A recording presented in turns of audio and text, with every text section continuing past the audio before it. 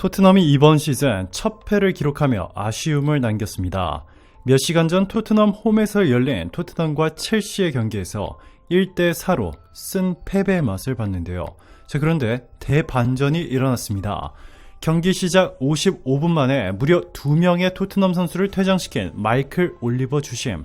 피파가 이번 경기를 지켜보더니 파격적인 결단을 내린 것으로 알려지면서 손흥민의 사과한다는 대반전 소식까지. 지금부터 이 너무나도 놀라운 내용 여러분들에게 바로 전해드리겠습니다.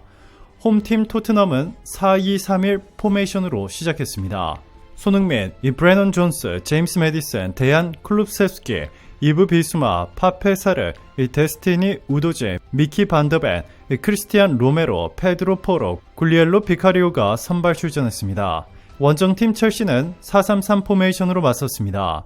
라힘 스털링, 니콜라 잭슨, 콜 파머, 엔소 페르난데스, 코너 갤러거, 모이세스 카이세이도, 리바이 콜윌, 티아고 실바, 악셀 디사시, 리스 제임스, 로베르트 산체스가 선발 명단을 꾸렸습니다. 토트넘이 선제골을 터뜨렸습니다. 전반 6분 우측면에서 공을 잡은 쿨셉스키가 주춤주춤 전진한 뒤 왼발 슈팅을 때렸습니다. 공은 수비에 맞고 크게 굴절되며 골문 안으로 빨려 들어갔고 행운이 따른 득점이었습니다. 비카리오가 첼시의 추격을 허용하지 않았습니다. 전반 11분 포로가 수비 지역에서 헛발질하면서 공을 뺏겼습니다. 그 덕분에 잭슨이 박스 안에서 공을 잡은 뒤 침착하게 수비를 제치고 슈팅을 날렸습니다. 골과 다름없는 장면이었지만 골키퍼 비카리오가 놀라운 반사신경으로 막아냈습니다. 그런데 첫 번째 황당한 일이 벌어졌습니다.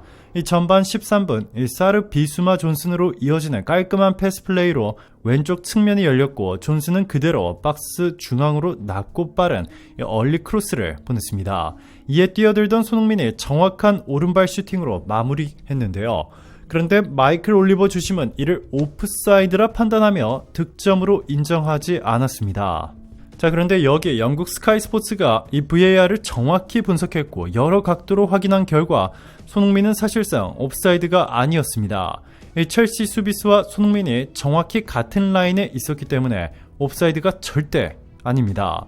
여기 국제축구심판협회가 내놓은 옵사이드 룰을 보시면 옵사이드에 대해 이렇게 말하고 있습니다. 옵사이드 위치에 있는 것 그 자체로는 반칙이 아니다. 어떤 선수가 볼과 두 번째 최종 상대편보다 상대 골라인에 더 가까이 있다면 옵사이드 위치에 있는 것이다. 어떤 선수가 자기 진영에 있거나 혹은 두 번째 최종 상대편과 동일 선상에 있거나 혹은 두 명의 최종 상대편들과 동일 선상에 있다면 옵사이드 위치가 아니다 라고 분명히 명시되어 있습니다. 그런데 이후 더 황당한 일이 벌어지기 시작했습니다. 로메로가 공을 걷어내다가 엔소 발목을 가격하게 됐는데요. 첼시의 페널티킥이 주어졌습니다. 그런데 더 큰 문제는 주심이 직접 온필드 리뷰를 본 뒤 페널티킥과 다이렉트 퇴장을 선언했다는 것입니다.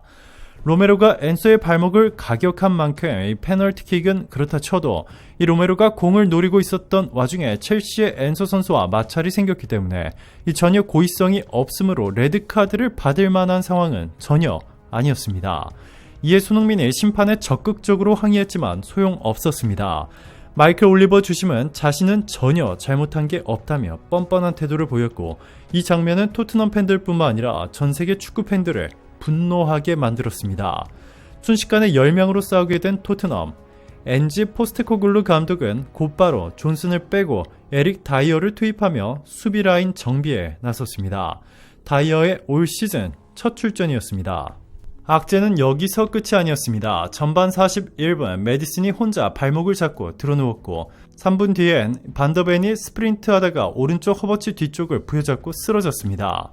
급하게 달리다가 햄스트링 근육에 문제가 생긴 것처럼 보였습니다.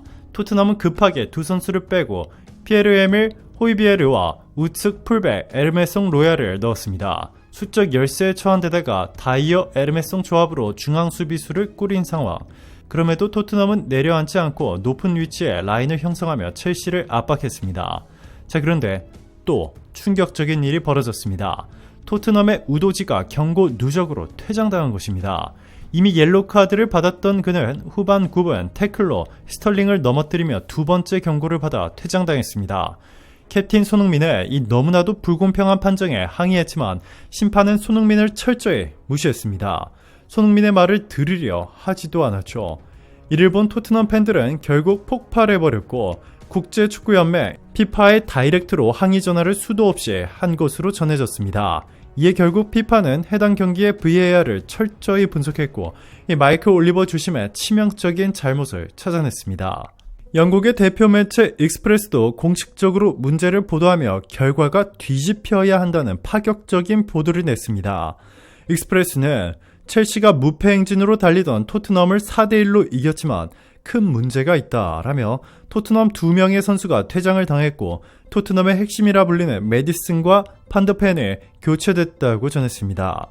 만약 퇴장을 당하지 않았다면 토트넘이 이겼을 것이라며 2명이나 퇴장을 준 심판의 판결도 의문이 제기되고 있다고 전했습니다. 이에 일각에서는 마이클 올리버 주심에 손흥민의 개인적인 감정이 있을 수 있다며 강력히 비판했습니다.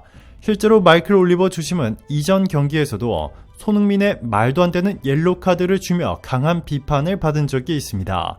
손흥민은 지난 11일 영국 런던의 웸블리 스타디움에서 열린 레스터 시티와의 2028-2019 시즌 잉글리시 프리미어리그 26라운드 경기에 선발 출전했는데 손흥민은 전반 15분 페널티 박스 안쪽에서 해리 맥과이어의 다리에 걸려 넘어졌지만 올리버 주심은 이를 할리우드 액션으로 판정, 경고를 줬습니다. 경기는 손흥민의 추가골까지 터져 토트넘의 3대1로 끝났지만 이 종료 뒤에도 마이클 올리버의 황당한 옐로우 카드는 논란이 뜨거웠습니다. 결국 영국의 BBC와 스카이 스포츠 등은 손흥민이 의도적으로 다이빙하지 않았다는 의견을 냈습니다. 19일 스카이 스포츠의 사커 세터데이 쇼에 출연한 머슨 역시 마찬가지였습니다. 머슨은 올리버 주심은 손흥민에게 반드시 사과해야 한다 라면서 손흥민은 다이빙을 하지 않았고 페널티킥이 선언됐어야 했다라고 주장했습니다. 머슨은 지금이라도 주심은 손흥민에게 사과 편지를 보내야 한다 라고 덧붙였습니다. 데일리 스포츠를 포함한 일본 언론들도 마이클 올리버 심판에 대해 이 종종 괴팍한 판정으로 논란을 일으키는 심판이라며 경기 시작 5초 만에 경고 2장을 꺼내 퇴장시킨 적도 있다 라고 전하며 이번 경기도 토트넘이 너무 억울한 경기였다. 심판이 달랐다면 결과가 뒤집어졌을 것이라고 보도했습니다. 오늘도 감사합니다. 최고로 멋진 하루 보내시길 바랄게요.